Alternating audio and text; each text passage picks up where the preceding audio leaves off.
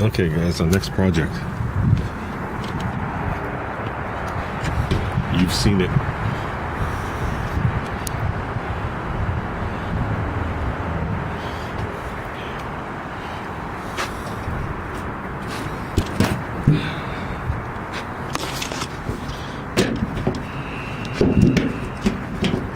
We got stuckage.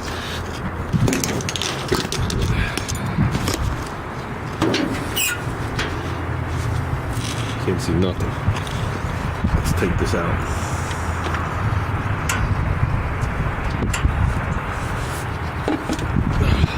Let's close her up.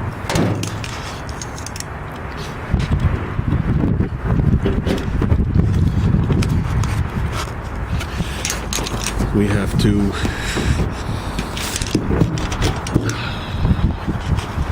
put a nose on this. Sorry for the wind.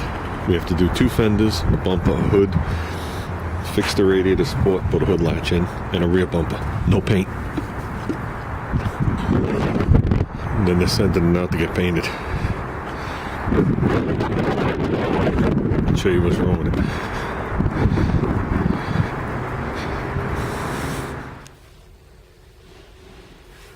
Okay, so the car came in, it barely runs. Barely. Okay, so forget about the fact that it's a hybrid. Forget about how high-tech the car is. The car's a 2013. Forget about all that stuff. Forget about the fact that it's painted like an American flag. Bottom line is, someone here is purchasing the car, and they asked me to look at it. So I went in, I retrieved some codes. Okay. So that steers you in a direction. But there's something you always got to remember. You always got to remember to go back to basics. Doesn't matter how advanced the car is. Doesn't matter that it's a hybrid. Doesn't matter anything. Just go back to basics. Look what's not running right. The engine's not running right. So forget about everything else. I put up the data list. Looked real quick. And I noticed. Now most of the hybrids will cut out on an idle. But if you put the heat on, some of the earlier ones, they'll stay running. I noticed it would run poorly, really bad. And if you look at the fuel trim was through the roof. Okay? Now, if you take a normal, naturally aspirated, gasoline-running engine and you put E85 in it, the fuel trims will go through the roof. If you put diesel in it, when it does run, usually they run while they're warm still, the fuel trims will go through the roof. But here's the difference. You got to say to yourself, back to basics. Not everything's going to be a $2,000 part. Not everything is going to be high-tech and complicated and broken wires and resistance here and loose pin fits and all that crap. Just stay back to basics. So you go with your original or initial gut feeling. Or look at the fuel trims, the car's running lean. Okay? You're checking the air fuel sensors. You're checking the O2 sensors. The car's running lean. It's trying to richen it up as much as it can, and it still can't keep up. So a hybrid is limited on the throttle. The motor does, or the engine does have multiple speeds, but they try and keep it at a constant speed, and that's when that particular engine is the most efficient and does what it has to do, almost like a generator. Think of it that way. So if you hold the gas pedal to the floor, okay, it'll go up to the higher speed. You bring it to the higher speed, the misfire goes away, and the fuel trims become normal. The car richens itself up, or gets the correct air-fuel ratio, and everything's fine. Take your foot off the gas, and poof, it plummets. Okay, it goes back into a lean mode. So you look at that and you say to yourself, that is a typical case of a vacuum leak. Because a lot of times if you have a vacuum leak, depending on how big the hole is, you'll notice it more in an idle because it's drawing air in. But if you hold it to the floor, there's such a low manifold vacuum that it doesn't have enough negative pressure or high pressure on the outside to draw it through the crack to lean it out. So looking at that piece, which I'll show you in a minute, looking at the piece, I could see the whole bottom half of it was covered with oil. but yet there's no oil leaks in the engine.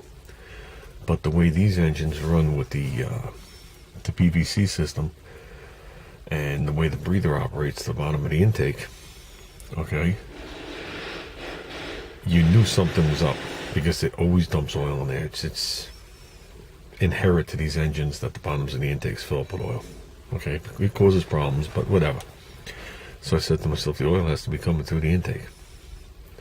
So I looked at where it was the heaviest and the lightest. Okay, and you got to calculate where the fan's blowing. And I cleaned it all off. And I went in there with a little carb cleaner and a straw, and I worked away around it till the idle went up and leaned out, or smoothed it out, or the air-fuel ratio became correct, or very close to correct. Narrowed it down, went down there with a light, and I could see a hairline crack.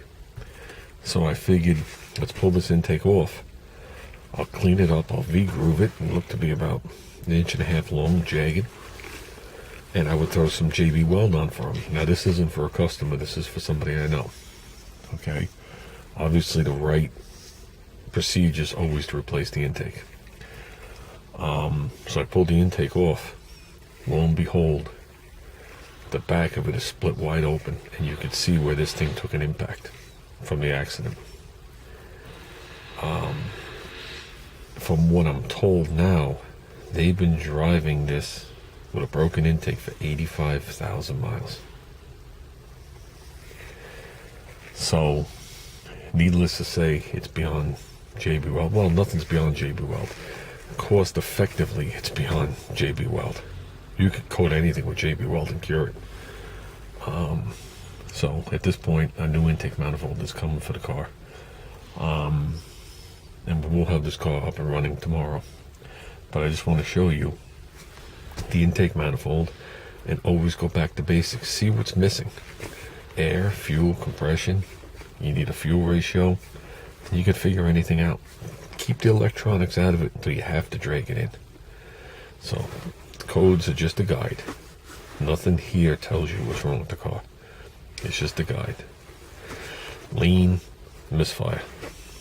That's all that's telling you. So the 4, 3, 2, and 1, and across the board. So you go to your data list, go to your fuel trim, see it's pegged, trying to richen it. There's your problem there, and there's your problem there. So let's look at this thing. Right here.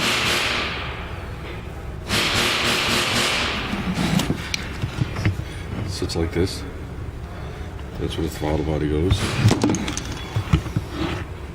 There's the intake rudder. You follow this around.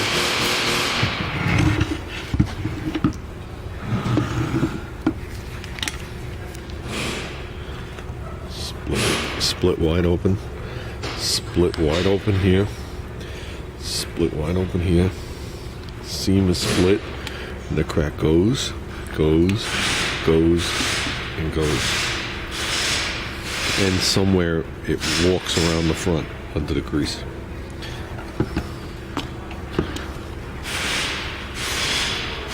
How wide it is?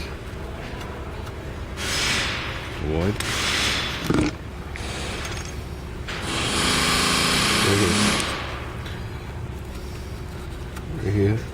Right here. There's the impact spot. There's the crack there. And like I said, there. Split right here.